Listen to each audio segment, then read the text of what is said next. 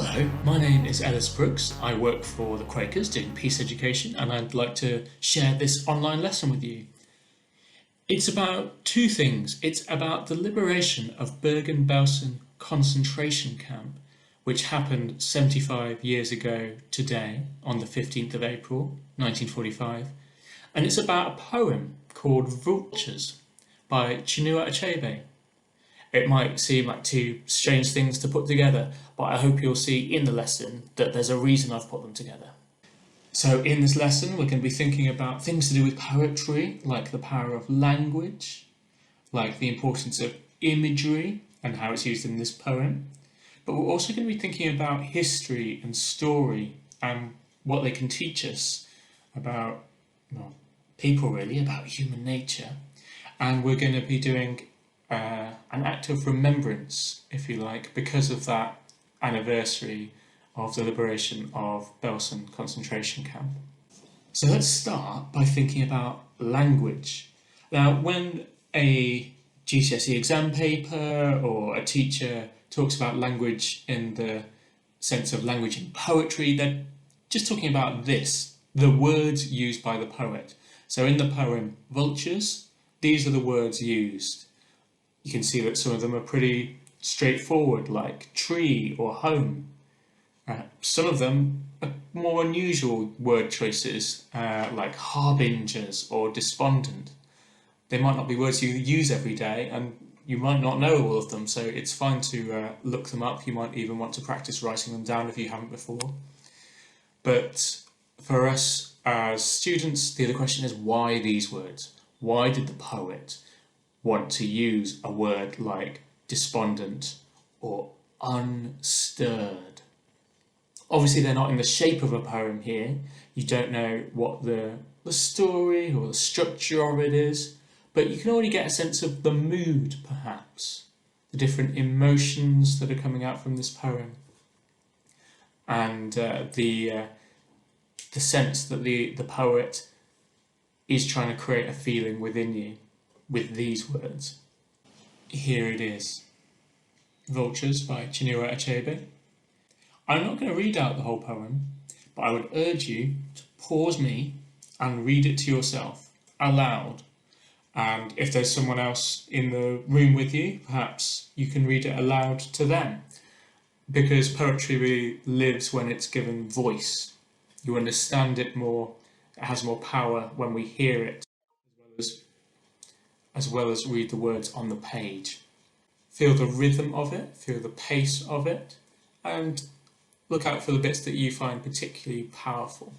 You can also watch a video online of another poet, John Agard, reading the poem Vultures by Chinua Achebe to get a sense of how it sounds if you don't want to read it aloud right now. While you were reading Vultures, you might have noticed that there are several very strong images, the pictures that the poet tries to create in our mind. For example, bones of a dead tree. Now, that is quite a stark image. The one on the screen is sort of what it conjures in my mind. And it's also quite a bleak image because of the language choice. Because it's not just a dead tree, it's bones of a dead tree.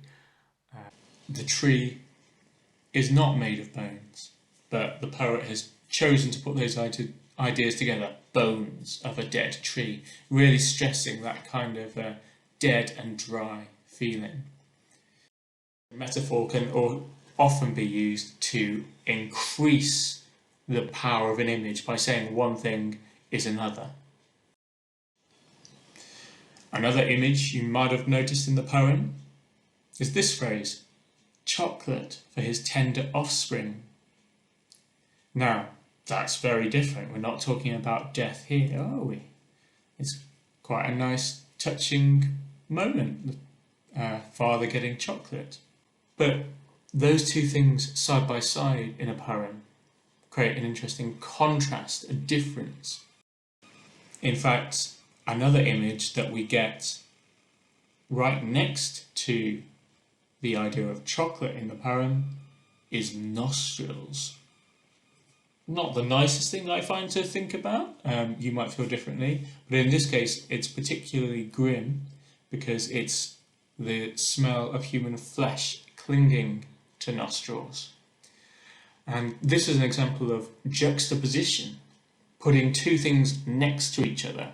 Sometimes the two things might be very similar, they sort of reinforce the same idea, but here one of them is very different. You're juxtaposing things that contrast with each other, something very sweet and positive and loving like chocolate, and something really quite disturbing like the smell of human flesh in our own nostrils or in the nostrils of a cow. Now here's where the history starts to come in, because in the poem we read, "Thus the commandant at Belsen Camp, going home from the day with fumes of human roast clinging rebelliously to his hairy nostril." So Belsen Camp is a real place and it had a real commandant. Bergen Belsen Concentration Camp was part of the Holocaust in Nazi Germany, the organised killing of 6 million Jews from across Europe. On the 15th of April 1945, British soldiers found and liberated that camp. The German soldiers controlling it surrendered, and what they found was horrific.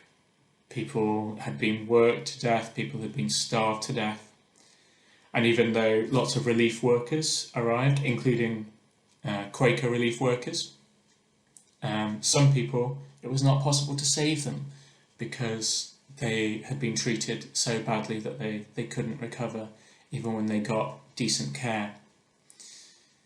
And many of the people who found that camp were traumatised by the memory, and of course the people who lived there endured unbearable suffering. If you want to learn more about the Holocaust, a perception of children as being a source of hope, that young people have good values which will help. So you can ask yourself, do you agree with Ruth about that? Ruth heard about Bergen Belsen Camp while she was living in Britain and actually saw pictures of the suffering when the British troops had arrived, and she talks in the video about how that made her feel as well. So why does the poet Chinua Achebe take us to Belsen Camp, this grim place, part of the Holocaust? Other parts of the poem, like the vultures themselves, you might recognise as being from his home country of Nigeria.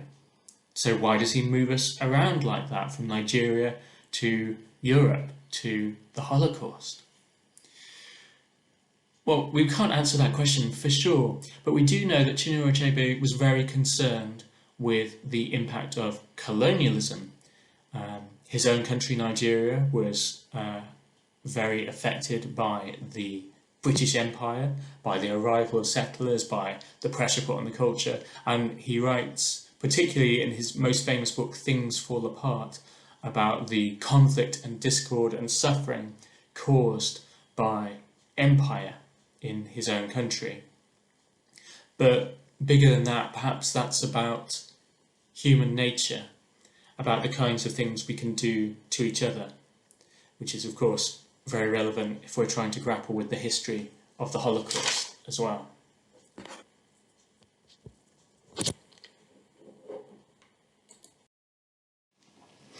We might also learn something about why he wanted to reference Belsen Camp from Hannah Arendt. So Hannah Arendt was a Jewish philosopher and journalist, and she was German American. So after World War II, when the full horrors of the Holocaust became apparent, she wrote a lot about it, and in fact she attended the trial of one of the leading Nazis, Adolf Eichmann, and she was trying to work out how could a person do the acts that led to the Holocaust. Like, what is evil was really what she was asking. And she wrote that the people who perpetrated these horrible acts actually seemed terribly and terrifyingly normal. They didn't seem like monsters. Maybe they were just a bit boring, but they still took part in this horrific mass murder. So, in a way, she was saying that's more scary than if they were monsters, because that suggests that perhaps anyone is capable of that kind of brutality, that kind of evil.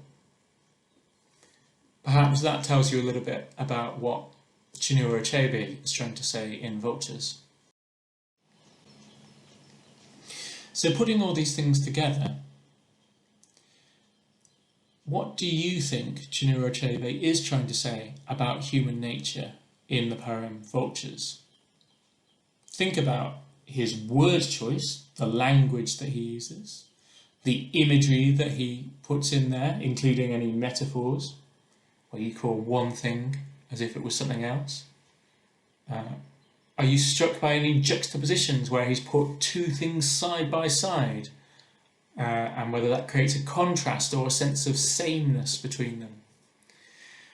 And perhaps write about why Chinua Achebe chose to write about Belsen Camp and the Holocaust in his poem that has a name, Vultures, which doesn't seem to be anything to do with that.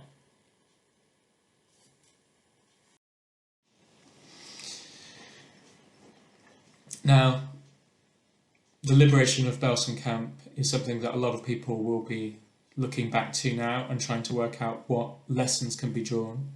The UK Holocaust Memorial Trust has been thinking about how we can mark that as well, and they have come up with some learning tools, and they have made a suggestion that even if you're learning at home at the moment, you could do an act of remembrance by painting a stone however you want, with whatever images or words strike you as important while remembering the events of the Holocaust. The reason for painted stones is because when there is a physical memorial to the Holocaust in London, it's a place where people might lay stones, following the Jewish tradition of putting stones at someone's grave as an act of remembrance. So have a look at that, and perhaps if you can find a stone and something to decorate it with, you could take a picture and post it online, and we'd be very interested to see it, and I'm sure the Holocaust Memorial Trust would as well. I hope you found this lesson interesting, and we might post another one another time, but thank you very much for watching.